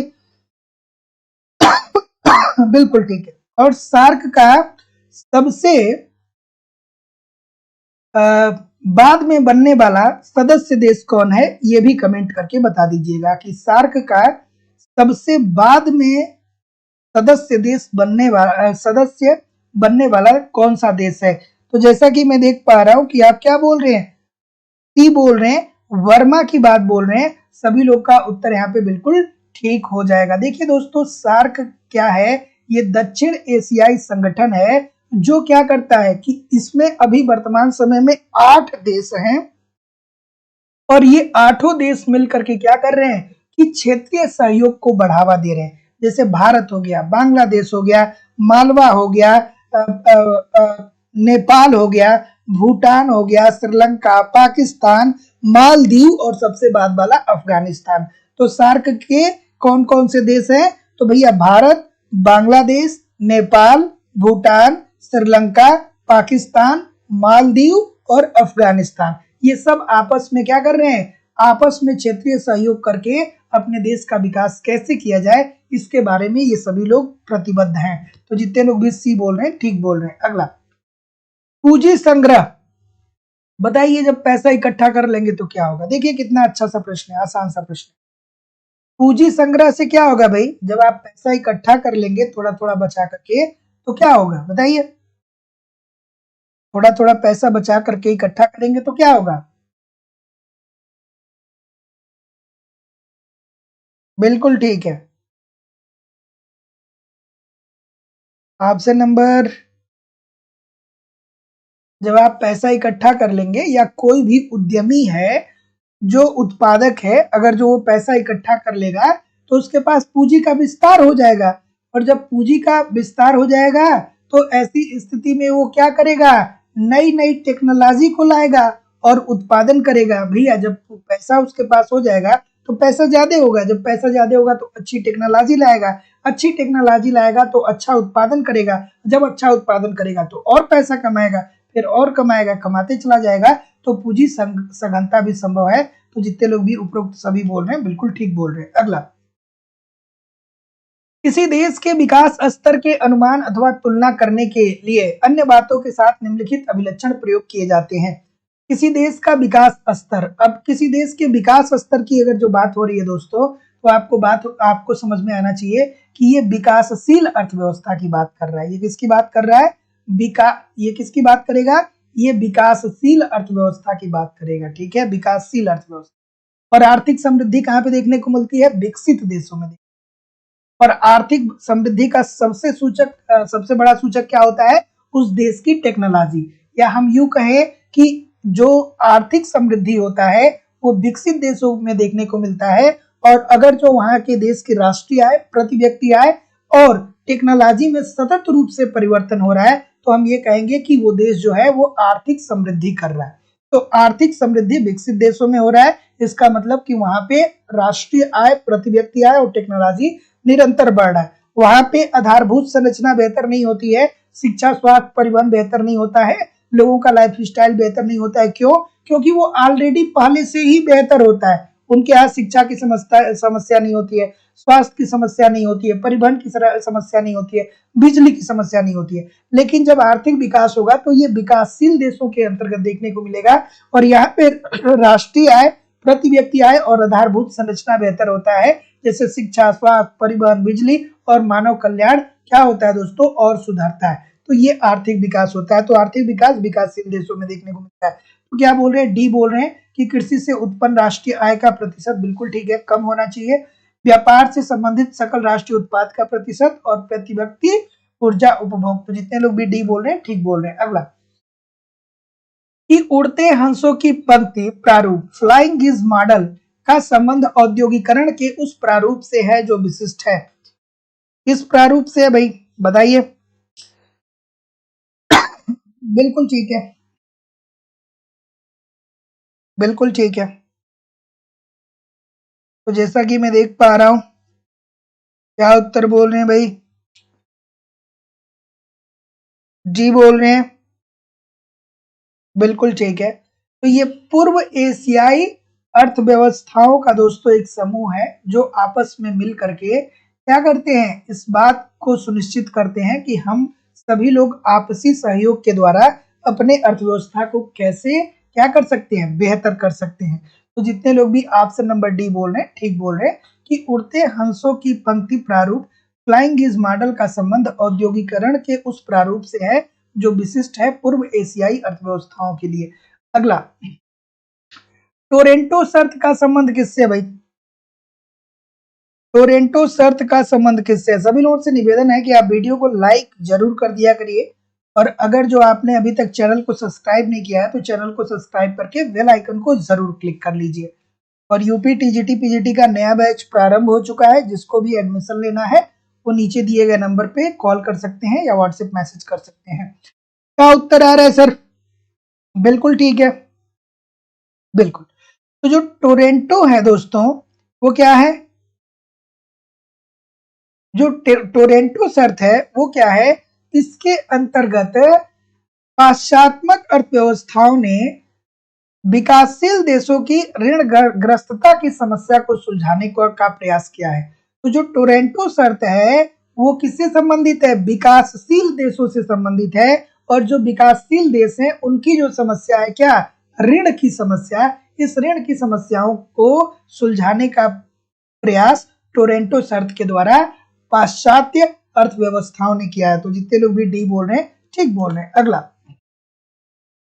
वित्त आयोग का कार्य यह संस्तुति करना है कि, वित्त आयोग का कार्य ठीक है दोस्तों, देखिए मेहनत करते रहिए, पढ़ते रहिए, क्योंकि यार देखिए मैं बार बार बोलता हूं कि कोई भी स्टूडेंट बहुत ज्यादा मतलब देखते हैं ना कि यार इसको तो सब कुछ आ रहा है और कुछ ऐसे होते हैं कि उनको कुछ नहीं आता है। तो लोग कहते हैं ना कि ये तो बहुत पढ़ाकू टाइप का स्टूडेंट है। तो कोई भी बहुत ज्यादा पढ़ाकू मतलब कोई भी बहुत बुद्धिमान और कोई भी मंद बुद्धि नहीं होता है। जैसे कहते हैं ना कि ये स्टूडेंट बड़ा बुद्धिमान है, इस सारे प्रश्नों को कर रहा है, तो वो बुद्धिमान बस इसलिए है क्योंकि वो महीनों महीने सालों सालों से क्या कर रहा है कि उस कार्य पे मेहनत कर रहा है। अगर जो वो पढ़ रहा है तो सालों से निरंतर वो हार्डवर्क कर रहा है, तो वो बुद्धिमान है।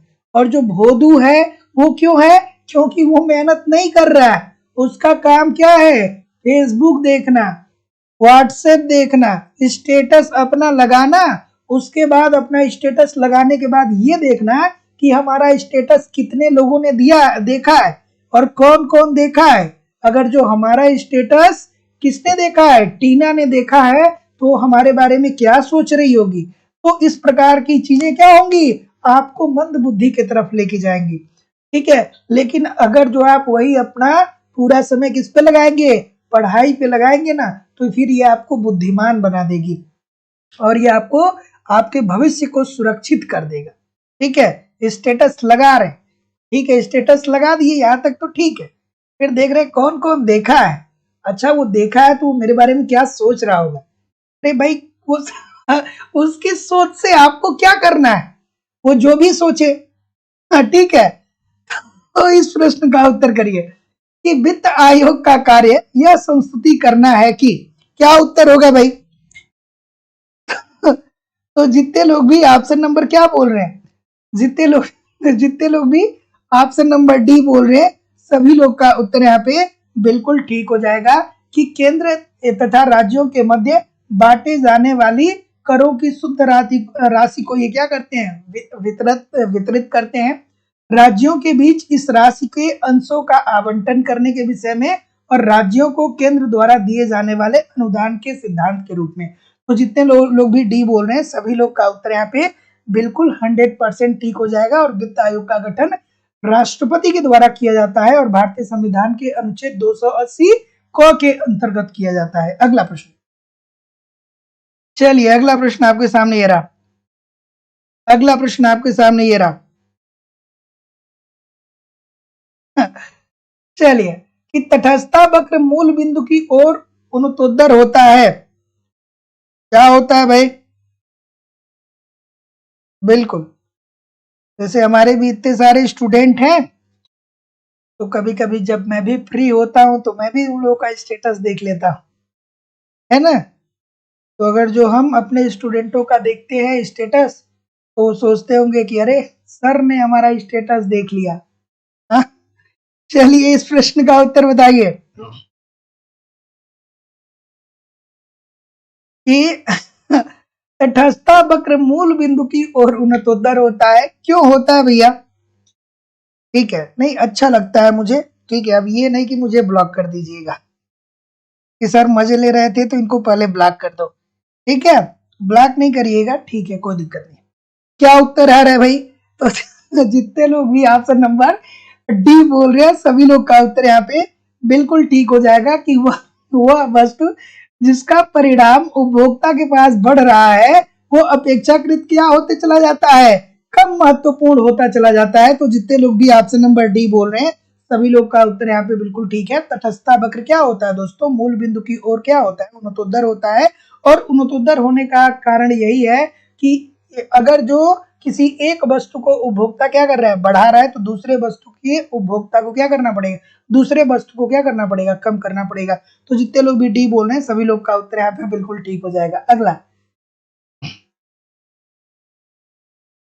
इस प्रश्न का उत्तर करिए। ठीक है, क्या उत्तर आएगा भाई? चलिए, नहीं मैं स्टेटस लगाता ही नहीं। वस्तुएं गतिशील है क्योंकि साधन गतिशील नहीं है, ये कथन किसका है भाई?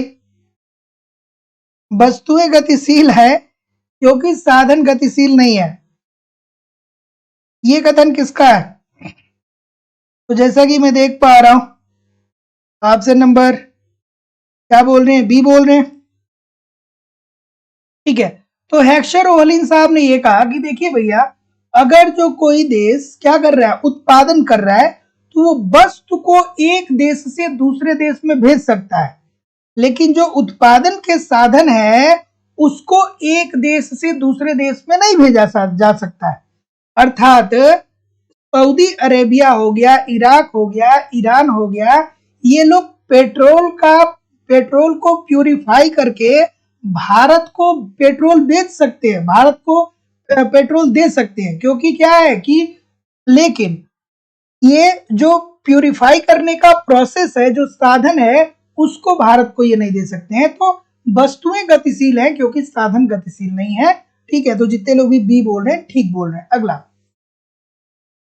कि रॉबिन्सन क्रूसो की व्यवस्था में साम्य स्थिति पर प्रतिस्थापन की सीमांत दर बराबर होती है।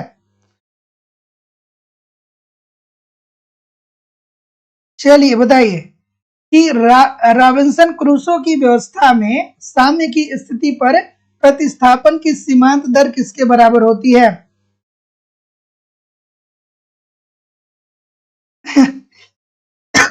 क्या उत्तर आ रहा है भाई? तो जैसा कि मैं देख पा रहा हूं, ऑप्शन नंबर ए बोल रहे हैं, और कोई? ए के अलावा, ए के अलावा तो जो रॉबिन्सन क्रूसो हैं, उन्होंने क्या कहा था दोस्तों? उन्होंने ये कहा कि साम्य स्थिति पर जो प्रतिस्थापन की सीमांत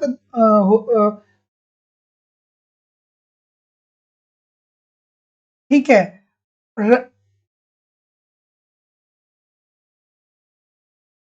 ठीक है, कितने लोग भी ऑप्शन नंबर क्या बोल रहे हैं?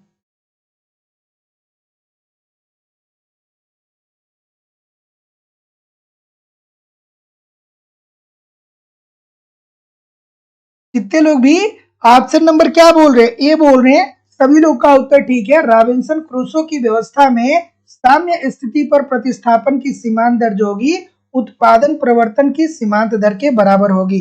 तो जितने लोग भी ए बोल रहे हैं, सभी लोग का उत्तर ठीक है। और ये जो मैं देख रहा हूँ कि रोज एक दो लोग हैं जो नाम चेंज करके आ रहे हैं और एक दूसरे के बारे में ऐसी बात कर रहे हैं। देखिए, कुछ साल अगर जो चूक जाएंगे ना, तो फिर दिल्ली बम्बई जा करके लोहा पीटना पड़ेगा। एक दो साल और चूक गए तो फिर दिल्ली बम्बई जाके क्या करना पड़ेगा? लोहा पीटना पड़ेगा। और कुछ और कोई काम मिलेगा नहीं। और आप इतने बड़े ज्ञानी नहीं हो गए। इतने बड़े ज्ञानी होते तो आज तक कई सिलेक्शन ले लिए होते। यूट्यूब पे नाम बदल बदल करके दूसरे को कमेंट नहीं करते। तो अगर जो लोहा पीटने से बचना है तो ठीक से पढ़ाई कर लीजिए। दूसरे के बारे में कुछ लिख के, दूसरे को कमेंट करके, उससे आपको क्या मिलेगा? 30 साल के हो गए, अभी भी पॉकेट मनी माता पिता से ले रहे हैं, तो दुर्भाग्य नहीं तो और क्या है? माँ बाप रोज सपने देख रहे हैं कि हमारा लड़का पढ़ रहा है, एक दिन पूरी जिम्मेदारी उठा लेगा, पूरा घर का खर्च उठा लेगा, एक दिन वो भी हमें क्या करेगा? सुख देगा, वो पैसा कमाएगा। और आप इधर नाम बदल करके, कभी लड़की का नाम रख के, कभी लड़के का नाम रख के, कभी इधर उधर की उल जुलूल बातें कर रहे हैं।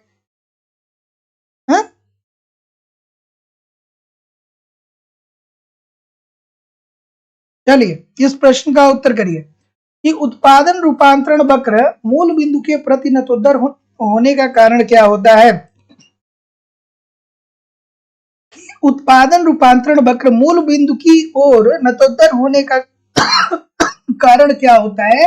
इसका कारण यही होता है कि सीमांत उत्पादन रूपांतरण दर क्रमशः बढ़ती जाती है जैसे जैसे वक्र पर ऊपर से नीचे की ओर जाया जाता है। और जो लोग भी तैयारी कर रहे हैं ना, अगर जो सीरियस आप नहीं है तो सीरियस हो जाइए, क्योंकि आपको ये बात नहीं समझ में आ रही होगी, लेकिन आपके माता पिता जब शाम को डिनर करके सोते होंगे ना, तो एक बार जरूर सोचते होंगे कि काश हमारा लड़का तैयारी कर रहा है, चाहे हमारी लड़की तैयारी कर रही है, अगर जो सफल हो जाता तो हमारी जिंदगी बदल जाती। तो अगर जो अपने लिए नहीं कर रहे हैं तो कम से कम माता पिता के बारे में तो सोचिए यार। ठीक है, 30 साल के हो गए फिर भी पॉकेट मनी ले रहे हैं और उसके बाद उल जुलूल की बातें कर रहे हैं। अरे मेहनत करिए, मेहनत करने के बावजूद सफलता नहीं मिलती है तो वो अलग सी बात है। अपना कर्म तो करिए, अपना कर्म करते रहिए। कर्म करने के बाद अगर जो नई फल मिल रहा है तो भाई इसके लिए कुछ नहीं बहुत ज्यादा किया जा सकता है, लेकिन हमारे हाथ में जो है उसको हमको ईमानदारी से करना चाहिए, है ना? चलिए, इस प्रश्न का उत्तर करिए कि अर्थशास्त्र एक सिद्धांत की अपेक्षा एक पद्धति है, ये विचार किसने दिया था? ठीक है, ठीक है, क्या उत्तर होगा? तो जितने लोग भी ऑप्शन नंबर क्या बोल रहे हैं, जितने लोग भी ऑप्शन नंबर क्या बोल रहे हैं? सी बोल रहे हैं, बिल्कुल ठीक है। किन साहब का कहना भी ठीक है कि अर्थशास्त्र कोई सिद्धांत नहीं है भैया, यह एक पद्धति है। क्यों पद्धति है? क्योंकि अगर तो वस्तुओं के मांग में वृद्धि होगी तो इसके कीमत का बढ़ना तय है।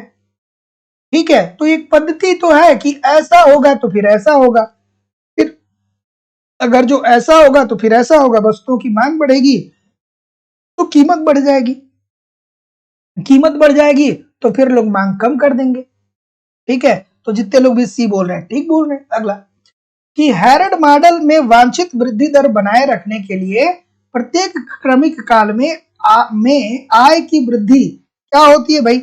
चलिए बताइए, क्या उत्तर हो जाएगा? तो जैसा कि मैं देख पा रहा हूं, बिल्कुल ठीक है। क्या उत्तर होगा भाई? कि हैरड मॉडल में वांछित वृद्धि दर बनाए रखने के लिए प्रत्येक क्रमिक काल में आय की वृद्धि दर क्या होता है? चलिए बताइए। तो जैसा कि मैं देख पा रहा हूं, ठीक है, तो अगर जो हैरड मॉडल को आपने पढ़ा होगा तो आप जानते होंगे, नहीं पढ़ा होगा तो नहीं जानते होंगे। तो जितने लोग भी ऑप्शन नंबर क्या बोल रहे हैं, ये बोल रहे हैं, बिल्कुल ठीक बोल रहे हैं कि बढ़ते परिणाम में होनी चाहिए। तो हैरड मॉडल में वांछित वृद्धि दर बनाए रखने के लिए प्रत्येक क्रमिक काल में आय में वृद्धि जो होगा वो बढ़ते हुए क्रम में होनी चाहिए। देखिए मेरे कहने का बस मतलब इतना है कि यार देखिए, परिणाम हमारे हाथ में नहीं है, परिणाम हमारे और आपके हाथ में नहीं है। हमारे और आपके हाथ में है ईमानदारी से मेहनत करना। अगर जो आप ईमानदारी से मेहनत कर रहे हैं और अपने आप को ये बात आप कह सकते हैं कि ठीक है भैया हम मेहनत कर रहे हैं, और उसके बावजूद भी सफलता नहीं मिल रही है, तो भैया ये फिर छोड़ दीजिए उस बात के लिए। आपको जिंदगी में कभी रिग्रेट नहीं होना चाहिए कि हमने बहुत मेहनत किया, नहीं सफलता।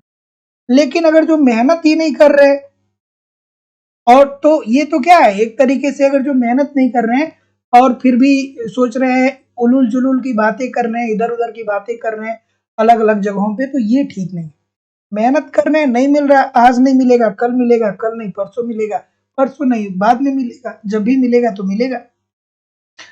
चलिए अगला, कि एकाधिकारिक प्रतियोगिता का लक्षण ऐसे विक्रेताओं की अधिक संख्या का होना है जो, क्या उत्तर बोल रहे हैं भैया? तो जैसा कि मैं देख पा रहा हूं बी बोल रहे हैं, सभी लोग का उत्तर यहाँ पे बिल्कुल ठीक हो जाएगा कि एकाधिकारिक प्रतियोगिता का लक्षण क्या होता है कि ऐसे विक्रेताओं की अधिक संख्या होती है जो स्वतंत्र व्यवहार करते हैं और वो समरूप वस्तु का उत्पादन नहीं करते हैं, वो असमान वस्तुओं का उत्पादन करते हैं। मतलब एक जैसे वस्तु का उत्पादन नहीं करते हैं, वो विभेदित विभेदित वस्तुओं का उत्पादन करते हैं। तो जितने लोग भी ऑप्शन नंबर बी बोल रहे हैं, सभी लोग का उत्तर यहाँ पे एब्सोल्युटली 100% ठीक हो जाएगा कि एकाधिकारिक प्रतियोगिता का लक्षण ऐसे विक्रेताओं की संख्या का होना है जो क्या करते हैं, स्वतंत्र व्यापार करते हैं और असमान वस्तुओं का उत्पादन करते हैं। असमान वस्तु का मतलब क्या हो जाएगा कि ऐसी वस्तु जो क्वांटिटी में अलग हो सकती है, क्वालिटी में अलग हो सकती है, रंग में अलग हो सकती है, ठीक है, किसी भी तरीके से वो अलग हो सकती है। जैसे जब आप ट्रेन में यात्रा करते हैं तो एक व्यक्ति आता है और वो कम से कम 8-10 प्रकार का पावर बैंक रखता है, ठीक है, लेकिन सबके रंग अलग होते हैं, सबका रंग अलग होता है, सबकी क्वालिटी अलग होती है, सबका आकार अलग होता है, ठीक है। तो ये वो क्या है, एकाधिकार का, कोई अलग अलग जो उत्पादक होंगे वो अलग अलग होंगे, लेकिन इस प्रकार के फर्जी टाइप के पावर बैंक का उत्पादन करने वाले असंख्य हैं। लेकिन तो इनमें क्या होता है कि प्रॉपर्टीज क्या होती है कि ये स्वतंत्र व्यवहार करते हैं और असमान वस्तुओं का क्या करते हैं, उत्पादन करते हैं। अगला अगला कि निम्नलिखित में से किस पंचवर्षीय योजना में मानव संसाधन के विकास को सभी विकास प्रयत्नों का केंद्र बिंदु माना गया है? क्या उत्तर होगा भाई? ठीक है, क्या उत्तर होगा कि निम्नलिखित में से किस पंचवर्षीय योजना में मानव संसाधन के विकास को सभी विकास प्रयत्नों का केंद्र बिंदु माना गया है? क्या उत्तर आ रहा है सर? बिल्कुल ठीक है, बिल्कुल ठीक है।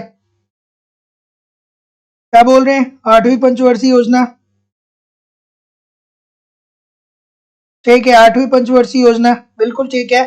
तो जो 8वीं पंचवर्षीय योजना थी दोस्तों, इसमें क्या किया करना था कि मानव संसाधन को विकसित करना था, अर्थात देश को शिक्षा, स्वास्थ्य, परिवहन, इन सारी सॉरी देश में शिक्षा, देश के लोगों को अच्छी शिक्षा मिले, देश के लोग अच्छी जगह पे रहें, लोगों की स्वास्थ्य सुविधाएं बेहतर हो। जब ये सारी चीजें बेहतर होगी तो उनका माइंडसेट अलग होगा, उत्पादकता का स्तर उनका क्या होगा, अलग होगा। तो जितने लोग भी ये बोल रहे हैं सभी लोग का उत्तर ठीक हो जाएगा। अगला, संशोधित गाडगिल सूत्र का प्रयोग होता है, संशोधित गाडगिल सूत्र का प्रयोग होता है, किसके लिए प्रयोग होता है भैया? अभी तो देखा गया था, फिर आ गया क्या? ये प्रश्न आया है लेकिन दूसरे तरीके से आया है। चलिए बताइए क्या उत्तर आ रहा है भाई?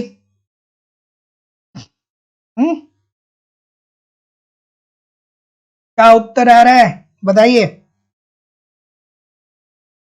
तो जैसा कि मैं देख पा रहा हूं, ऑप्शन नंबर ए बोल रहे हैं, ए बोल रहे हैं, डी बोल रहे हैं, और कोई? सभी लोग डी बोल रहे हैं। ठीक है, ठीक है। तो जितने लोग भी क्या बोल रहे हैं, डी बोल रहे हैं, सभी लोग का उत्तर यहाँ पे बिल्कुल ठीक होने वाला है दोस्तों, कि राज्यों में केंद्रीय सरकार द्वारा संचालित योजनाओं के आवंटन हेतु। Option number D, according to the question this is the right answer हो जाएगा। तो राज्य में केंद्रीय सरकार द्वारा संचालित जो योजनाएं हैं उसके आवंटन हेतु ये क्या आया था दोस्तों, गाडगिल संशोधित गाडगिल सूत्र आया था। तो जितने लोग भी ऑप्शन नंबर क्या बोल रहे हैं, डी बोल रहे हैं, बिल्कुल ठीक बोल रहे हैं। हाँ, अगला चलिए, बिल्कुल। मुद्रा जो मानव के लिए अनेक वरदानों का स्रोत है, यदि हम उसे नियंत्रित नहीं करेंगे तो संकट का साधन हो जाएगा तथा भ्रम का एक साधन होता है। ये बात किसने कहा कि मुद्रा जो मानव के अनेक वरदानों का स्रोत है, यदि इसे हम नियंत्रित नहीं कर सकते तो संकट तथा भ्रम का साधन बन जाएगा। जैसे जो हमारे नेता हो गए, ठीक है, जो हमारे नेता हो गए, उनके पास क्या है कि मुद्रा है, तो वरदान का काम तो करता है, बड़ी बड़ी गाड़ियों में घूमते हैं, हेलीकॉप्टर में घूमते हैं, एरोप्लेन में घूमते हैं, उनके लग्जरी वस्तुओं का इस्तेमाल करते हैं, लेकिन जब पकड़े जाते हैं तो उनके लिए ये संकट का साधन बन जाता है। ठीक है, जब पकड़े जाएंगे तो उनके लिए क्या हो जाएगा, संकट का साधन बन जाएगा, उनका राजनीतिक कैरियर क्या हो जाएगा, खत्म हो जाएगा। तो ठीक तो कहा, रॉबर्टसन साहब ने कहा, बहुत अच्छी बात कही थी। रॉबर्टसन ने कहा था कि मुद्रा जो मानव के अनेक वरदानों का स्रोत है, मतलब मुद्रा के द्वारा आप बहुत प्रकार की विलासिता की वस्तुओं को खरीद सकते हैं और जिंदगी को एंजॉय कर सकते हैं, लेकिन अगर जो इसे नियंत्रित नहीं करेंगे तो फिर क्या हो जाएंगे, संकट में पड़ जाएंगे। रॉबर्टसन ने कहा था ये बात, और बहुत अच्छी बात कही थी। काम के बदले अनाज कार्यक्रम, हाँ, हाँ, तो संकट आएगा तो जेल में तो जाएंगे ही जाएंगे। हाँ, चलिए इस प्रश्न का उत्तर करिए। काम के बदले अनाज कार्यक्रम की शुरुआत जो होती है वो कब होती है, ये होती है 2004 में। कब होती है, 2004 में। बिल्कुल ठीक है, बिल्कुल ठीक है। रॉबर्टसन साहब बहुत ही इंटरेस्टिंग अर्थशास्त्री रहे, बहुत ही इंटरेस्टिंग। चलिए, क्योंकि बहुत अच्छी अच्छी बातें कहे अपने अंदाज में, क्या उत्तर हो जाएगा, बिल्कुल। तो जितने लोग भी ऑप्शन नंबर क्या बोल रहे हैं, बी बोल रहे हैं, सभी लोग का उत्तर यहाँ पे बिल्कुल ठीक है, कि एक ऐसा कार्यक्रम है जिसमें नगद मजदूरी रूप में नहीं दी जाती है बल्कि अनाज के रूप में दी जाती है। तो दोस्तों क्या होता है, 2004 में सरकार को ऐसा महसूस होता है कि जब हम मजदूरों को क्या कर रहे हैं कि मजदूरी दे रहे हैं, और ये किसके लिए शुरू किया गया, जो पिछड़े में सबसे पिछड़े जिले हैं, जो सबसे पिछड़े जिले हैं, उन सबसे पिछड़े 150 जिलों को क्या किया गया था, चुना गया था। मतलब सर्वाधिक पिछड़े 150 जिले को चुना गया था।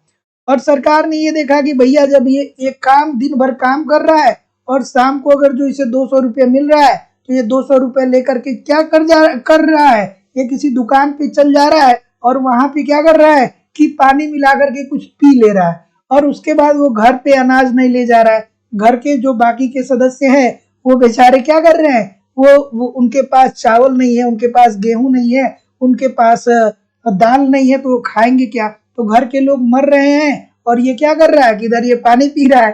तो ऐसी स्थिति में गवर्नमेंट ने कहा कि अब आपको हम पैसा नहीं देंगे, अब आप जाओ, आपको अनाज दिया जाएगा, ताकि आप दिन भर काम करो और शाम को अनाज अपने घर ले जाओ। घर के जो भी लोग होंगे वो खाना बनाएंगे, फिर खा के सो जाना, फिर अगले दिन आना काम करने। ठीक है, तो जितने लोग भी ऑप्शन नंबर बी बोल रहे हैं बिल्कुल ठीक बोल रहे हैं। अगला, अगला प्रश्न, इस प्रश्न का उत्तर करिए। चलिए,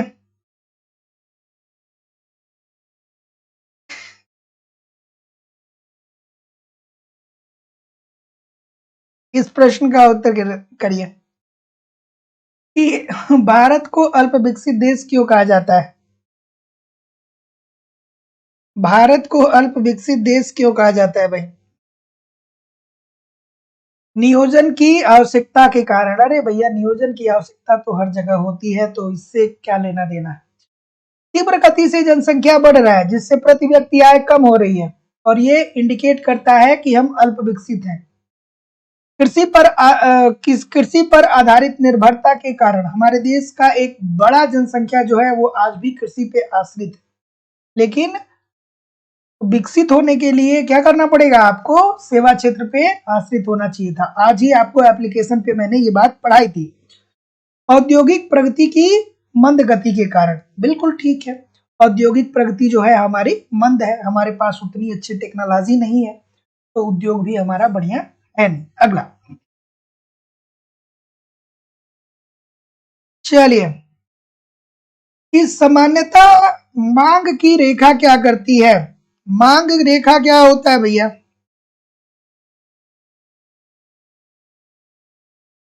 मांग रेखा क्या होता है? कुछ ऐसा ही तो होता है ना, कुछ ऐसा ही तो होता है ना। क्या उत्तर होगा भाई? बिल्कुल ठीक है। तो सामान्यता मांग रेखा जो होती है बाएं से दाहिने ओर गिरती है। बाएं से क्या होगा? दाहिने ओर गिरेगा। अर्थात क्या होता है कि यहाँ पे सीमांत उपयोगिता ह्रास नियम लागू होता है। जैसे जैसे किसी वस्तु की उत्तरोत्तर इकाइयों को आप बढ़ाते चले जाएंगे, उससे मिलने वाली उपयोगिता आपकी क्या होने लगेगी? कम होने लगेगी। तो जितने लोग भी बी बोल रहे हैं बिल्कुल ठीक है। जैसे एक मोबाइल रखे हैं, ठीक है, तो जब मोबाइल नहीं था तो मोबाइल बहुत जरूरी आपके लिए था। घर पे कहते कि भैया हमको पढ़ना है, मोबाइल है ये नहीं है तो कैसे पढ़ेंगे। अगर जो दूसरा मोबाइल आ जाएगा तो जितना महत्वपूर्ण पहला था उतना दूसरा नहीं होगा, फिर तीसरा आएगा, चौथा आएगा, तो वो बिल्कुल महत्वपूर्ण नहीं होगा। तो बहुत सारे लोग क्या करते हैं कि दो मोबाइल रखते हैं, तो शौक के कारण बस वो रख तो लेते हैं, लेकिन कुछ दिन बाद क्या होता है, वो दो से एक पे ही आ जाते हैं। आप लोगों ने भी रखा होगा, आप लोगों ने भी दो मोबाइल कभी ना कभी जीवन में रखा होगा। एक मल्टीमीडिया रखा होगा और एक आपने ब्लैक एंड व्हाइट रखा होगा कि ब्लैक एंड व्हाइट रहेगा तो इसकी बैटरी ज्यादा चलेगी, लेकिन वो बहुत दिन तक नहीं रख पाए होंगे क्योंकि वो ब्लैक एंड व्हाइट मोबाइल आपको उपयोगिता नहीं दे रही होती है। तो वही बता रहा है कि सामान्यतः मांग की रेखा जो होती है वो बाएं से दाहिने ओर गिरती हुई होती है। यहाँ पे सीमांत उपयोगिता ह्रास नियम लागू होता है, अर्थात जैसे जैसे किसी वस्तु की उत्तरोत्तर इकाइयों को हम बढ़ाते चले जाते हैं, वैसे वैसे उससे उस वस्तु से मिलने वाली उपयोगिता क्या होने लगती है? कम होने लगती है। तो जितने लोग भी क्या बोल रहे हैं, बी बोल रहे हैं, सभी लोग का उत्तर ठीक हो जाएगा। अगला, अपूर्ण प्रतियोगिता को दुधारी तलवार किसने कहा? किसने कहा कि अपूर्ण प्रतियोगिता दो धारी तलवार है? ये समाज को लाभ भी पहुंचा सकता है और ये समाज को हानि भी पहुंचा सकता है। चलिए, क्या उत्तर होगा भाई? बिल्कुल ठीक है। तो जितने लोग भी आपसे नंबर क्या बोल रहे हैं, डी बोल रहे हैं, और कोई डी के अलावा? श्रीमती जॉन रॉबिन्सन, बिल्कुल सही है। श्रीमती जॉन रॉबिन्सन ने अपूर्ण प्रतियोगिता को दुधारी तलवार बताया था, ठीक है। और दो धारी तलवार किसने कहा था? दो धारी तलवार अपूर्ण प्रतियोगिता के संदर्भ में श्रीमती जॉन रॉबिन्सन ने बताया था। और सार्वजनिक व्यय को किसने दो धारी तलवार बताया था? ये बात कमेंट करके बताइएगा कि सार्वजनिक व्यय भी जो है वो दो धारी तलवार है, वो समाज को नुकसान भी पहुंचा सकता है, लाभ भी पहुंचा सकता है। ये बात कमेंट करके आप बताइए। यदि अर्थव्यवस्था में वास्तविक राष्ट्रीय आय और मुद्रा का परिमाण स्थिर है तो कैम्ब्रिज समीकरण के में वृद्धि का परिणाम क्या होगा? क्या उत्तर होगा भाई? प्रभा कुमारी जी, मिनी जी, विकास मिश्रा जी, प्रीति सिंह जी, सुमन शर्मा जी, अंकिता जी, पूजा मिश्रा जी, प्रीति सिंह जी, मिनी जी, तस्नीम खान जी, शिवानी श्रीवास्तव जी, प्रीति जी, रश्मि तिवारी जी, लाल बहादुर जी, बिल्कुल ठीक है। नसीम फातिमा जी, मालती जी, ठीक है। अदी सिंह जी, विकास कुमार जी, सुमन शर्मा जी, ठीक है। चलिए बताइए क्या उत्तर आ रहा है। तो जितने भी महानुभाव क्या बोल रहे हैं, ए बोल रहे हैं। सभी लोग का उत्तर अगर बिल्कुल ठीक है। अगर जो आपने पढ़ा होगा तो आप जानते होंगे कि यदि अर्थव्यवस्था में वास्तविक राष्ट्रीय आय और मुद्रा का परिमाण स्थिर है तो कैम्ब्रिज समीकरण को अगर जो आपने पढ़ा है तो अगर जो के में वृद्धि किया जाएगा तो निरपेक्ष मूल्य स्तर में क्या आ जाएगी, कमी आ जाएगी। तो ऑप्शन नंबर क्या आ जाएगा। जितने लोग भी ए बोल रहे हैं बिल्कुल ठीक बोल रहे हैं। तो दोस्तों कहीं भी जाइएगा नहीं, कमेंट करके बताइए कितने प्रतिशत प्रश्न आपके सही हो रहे हैं। और दोस्तों उत्तर प्रदेश टीजीटी पीजीटी के लिए नया बैच जो है वो प्रारंभ हो चुका है लाइव स्टडी इलाहाबाद के मोबाइल एप्लीकेशन पे। अभी वहां पे 2 क्लासेस हुई हैं और वो दोनों क्लासेस आपको रिकॉर्डेड फॉर्म में मिल जाएंगी। और अब दोस्तों ईच एंड एवरी डे 12 बजे से, ठीक है, 12 दोपहर में 12 बजे से दोस्तों, अर्थात दोपहर में 12 बजे क्या हो जाएगा, 12 पीएम हो जाएगा।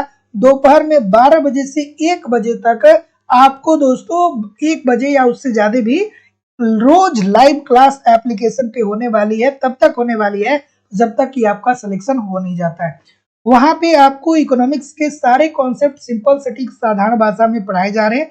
वहां पे लाइव क्लास होती है। इनकेस अगर जो आप लाइव क्लास नहीं देख पा रहे हैं तो वहां पे दोस्तों आपको रिकॉर्डेड क्लास भी मिल जाएगी, ताकि बाद में जितनी बार आप चाहेंगे उतनी बार क्लास को ओपन कर सकते हैं, उतनी बार क्लास को देख सकते हैं। लाइफ टाइम की वैलिडिटी आपको मिल रही है। इट मीन्स अगर जो आप टीजीटी पीजीटी में एडमिशन लेते हैं और भविष्य में चल करके आप कहीं से भी बिलोंग करते हैं, बिहार से, झारखंड से, उत्तर प्रदेश से, उत्तराखंड से, तो जब भी आपका एग्जाम आपके स्टेट में कोई फॉर्म आएगा, जैसे उत्तर प्रदेश में एलटी की या जीआईसी की कोई भी फॉर्म आएगा, जब भी वहां का बैच शुरू किया जाएगा आपको बैच में ऑटोमेटिक ऐड कर दिया जाएगा। आपको अलग से कोई फीस जमा करने की जरूरत नहीं होगी। सभी कक्षाएं यहाँ पे each and every day live होने वाली है। आपको इकोनॉमिक्स के कंप्लीट यहाँ पे नोट्स भी मिलेंगे, ताकि आप एक तरफ लाइव क्लासेस को करते रहिए, चीजें आपको समझ में आती रहे, और दूसरी तरफ आप नोट्स के माध्यम से क्या करिए कि अपनी तैयारी भी करते रहिए। साथ ही साथ टेस्ट सीरीज आपको प्रोवाइड किया जाएगा कि समय समय पे आप टेस्ट दीजिए, देख पाइए कि आपकी तैयारी कैसी चल रही है, आपके एग्जाम में किस प्रकार के प्रश्न पूछे जा रहे हैं, और आपको प्रीवियस ईयर के क्वेश्चन पेपर भी मिलेंगे। दोस्तों ये एक टारगेट बैच है जिसमें हम लोग आपके एग्जाम में, मतलब जब आपका एग्जाम होगा उससे पहले पहले तक पूरी इकोनॉमिक्स को क्या कर लेंगे, खत्म कर देंगे। लाइफ टाइम की वैलिडिटी के साथ आपको कोर्स अवेलेबल है। इतनी सारी सुविधाओं के साथ दोस्तों फीस बहुत कम आपसे ली जा रही है। फीस केवल और केवल 2000 रुपए दोस्तों। तो आपको एडमिशन लेने के लिए अपनी फीस इस नंबर पे पेमेंट करनी होगी, 9415 863 873। इस नंबर पे आपको गूगल पे, फोन पे या पेटीएम के माध्यम से अपनी फीस पेमेंट करनी है और इसका स्क्रीनशॉट आपको इसी व्हाट्सएप नंबर पे सेंड करना है। किसी भी इंक्वायरी के लिए इस नंबर पे कॉल या व्हाट्सएप मैसेज कर सकते हैं, या आप डिस्क्रिप्शन बॉक्स में जाकर के एप्लीकेशन को डाउनलोड करके भी कोर्स को परचेज कर सकते हैं। वहां पे इकोनॉमिक्स कॉन्सेप्ट क्लासेस लिख के आएगा और वहां पे आप क्या कर सकते हैं, वहां पे आप क्या कर सकते हैं, ये क्लास को परचेज कर सकते हैं। ठीक है, बिल्कुल ठीक है। तो thank you very much everybody. कल संडे है तो कल आप लोगों की क्लास नहीं होगी, क्लास होगी फिर आप मंडे को। तो मिलते हैं हम लोग नेक्स्ट क्लास में। कोई भी इंक्वायरी होगा तो नीचे दिए गए नंबर पे बेझिझक हमें कॉल करिए या व्हाट्सएप मैसेज करिए। तो thank you very much everybody. तब तक के लिए आप पढ़ते रहिए, आगे बढ़ते रहिए। नमस्कार, धन्यवाद।